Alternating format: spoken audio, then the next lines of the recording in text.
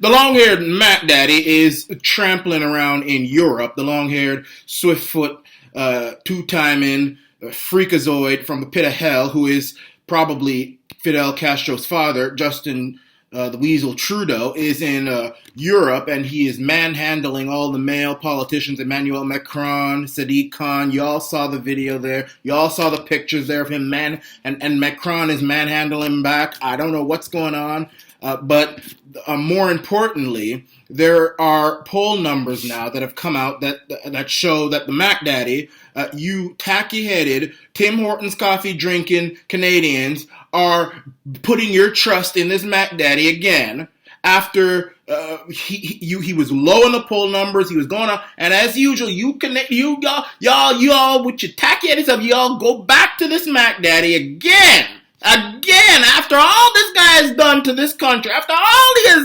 country, taking away your tax dollars and giving it to all these other countries that don't even like us. Leaving the native population and the First Nations to run around with poisonous water, bare feet. I mean, they look like they're reserves. They look like they're living in Somalia, and it's supposed to be a first world country. We've got people who are waiting in the hallways for healthcare and waiting for hours to get healthcare, and the healthcare budget by the Ontario Liberals is being cut. And we have all these problems, and the Macdaddy's giving billions of your tax dollars and our tax dollars to other countries, allowing people to come into our country illegally from America, and nothing to be done, nothing being done. Haitians, all these people just coming in, taking all our resources, taking everything. And you see, the thing that you have to realize, and before you get on your high horse, I'm about to give you some truth. This is going to pinch a little. This video is going to pinch a little for Canadians. You know, I was actually at the dentist the other day, and, you know, he came up to me and he was like, you know, this is going to pinch a little bit. And he has the big old needle behind him. And, you know, this is going to pinch a little bit. This is not going to be, I'm about to lay some truth on you Canadians out there. And I'm going to say things that are going to make you seem uncomfortable. And don't you dare call me unpatriotic. And don't you dare call me a sellout. Because I'm just telling you the truth of what you tacky-headed Canucks are doing to your country. You have no honor. Now, Canada used to have honor. Back in the way old days. Back in the days when they used to build great railways and great infrastructure products. And when they used to trade fur and trade all sorts of minerals to the world, and we were the breadbasket of the British Empire for a long time, and we fought in World War I. We beat the Germans, we beat the Italians, we were in the Korean War. That's when we had honor.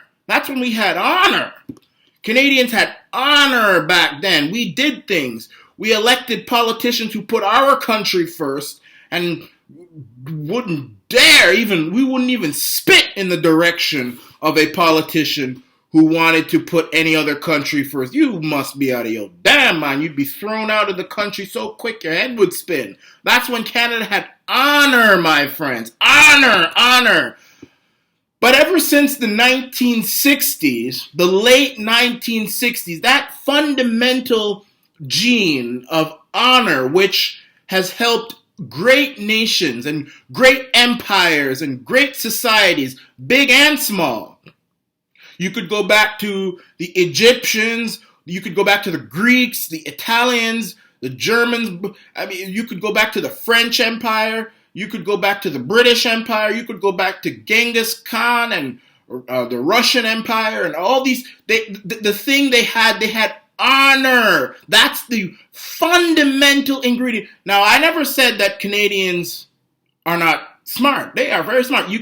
I didn't say that. Did I say that? Did I say Canadians can't be doctors? Did I say Canadians can't be lawyers? Did I say Canadians can't do things? I never said that. What I said is that the Canadians do not have honor. Honor, my friends. Honor. And you can get mad at me all you want. You can fight me all you want. You can block me all you want. I'm just telling you, because Canadians don't have honor.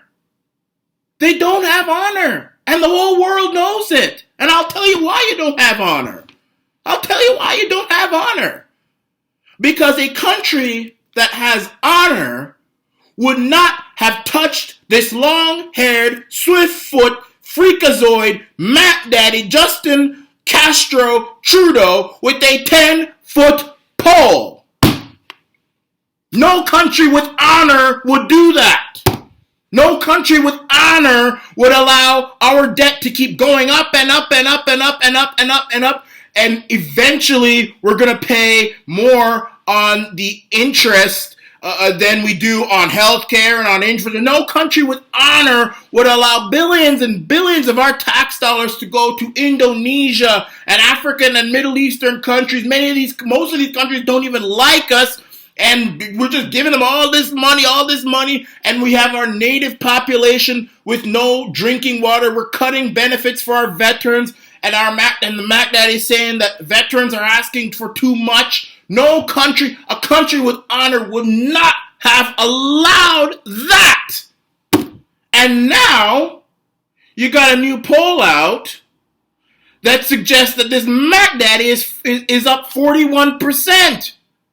Now, a country with honor, my friends, 41%, that's huge. Now, maybe these poll numbers are rigged or whatever, but you know something, and I see a lot of people are getting mad at me already. I see a lot of people. I have a camera on Facebook Live and on the internet, and I see people getting mad at me already. How dare you say, oh, you can't say Canadians don't have honor? Who you think you are? I'm just telling you all put the Macdaddy in there. What? Maybe not you guys, but enough Canadians not only put this Macdaddy in power, not only put this traitor in power, this usurper in power, but enough Canadians still have confidence in this man, I shouldn't say man, in this creature from hell, that he is still ahead in the polls. Now I'm saying to Canadians, if you have honor, my friends, my brothers and my sisters, if you have honor, you will reject this Macdaddy in 2019 when the next election is supposed to start. If you have honor, you will stand up in the streets and fight like hell and protest the fact that this Macdaddy gives billions and billions and billions of our tax dollars to other countries to help them with their problems. I have the whole list for you right there. If you have honor, you would not allow a man like Omar Khadr to get 10 million of y'all's tax dollars, and then the Macdaddy, I refuse to call him prime minister, y'all know who the Macdaddy is, turns around and says your veterans are asking for too much. No country, you do that in Russia. If Putin were to do that in Russia, let me tell you, he'd probably be shot by now. And I'm not suggesting he shoot anybody. I'm not suggesting that. I did not suggest that. I'm just saying what would happen if this was Russia. If this was America, the consequence would be even worse. If Trump were to one day say, I'm going to give $10 million to a terrorist who shot 2 of our soldiers, and then go around and say that your soldiers are asking for too much, Americans would be rioting in the streets of New York, in the streets of Atlanta, in the streets of Los Angeles, in Chicago, in Houston, in Miami, up to Boston, in Jackson, Mississippi. I mean, you think that the riots in Los Angeles when Rodney King was, the police who shot Rodney King were acquitted, you think those riots were bad? You hadn't seen nothing yet if Americans were to hear tomorrow that Donald Trump gave $10 million to a terrorist who killed 2 soldiers, And then he turns around and say the veterans are asking for too much. I think the American people would destroy the country limb from limb. I think Trump would have he'd probably have to hide in a bunker. Even the most dirty, poorest, third world country out there would not put up with that. You go to Zimbabwe, you go to Somalia, you go to South Africa, you go to the Caribbean, you go any country, but this country, this Canada here, with our honorless selves, allow this. No other country would allow this. None. And that's why I'm saying you have to prove you have honor and reject this Macdaddy. Reject him. And by the way, all these conservatives out there, Andrew Scheer, Rona Ambrose, Stephen Harper, Jason Kenney, all of them need to be lined up and stand up, and then they have to bring all the Supreme Court, and they have to give a profound apology to the people of Canada for not fighting hard enough to make sure that this Macdaddy don't get into office. And then we need to find a way to get the Supreme Court justices and the senators and everybody and tell this Macdaddy to resign.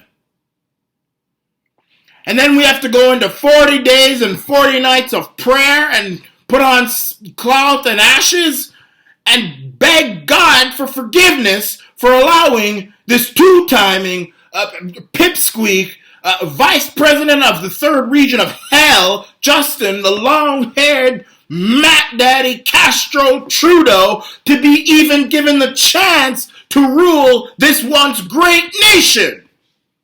And then we have to ask God for honor.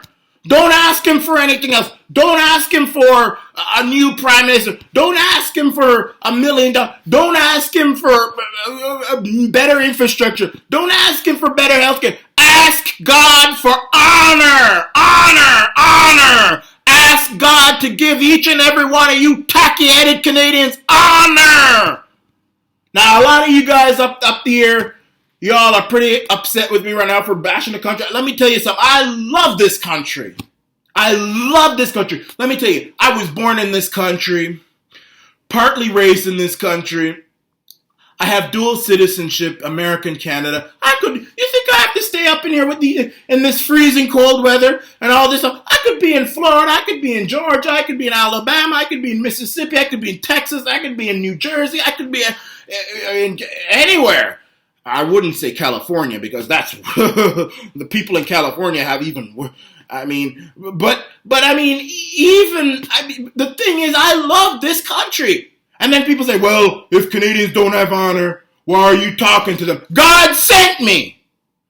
God sent me to speak to these Canadians who have lost their honor. And I'm trying to get it back. I mean, everybody knows that this Macdaddy is a son of Fidel Castro. Everybody knows it.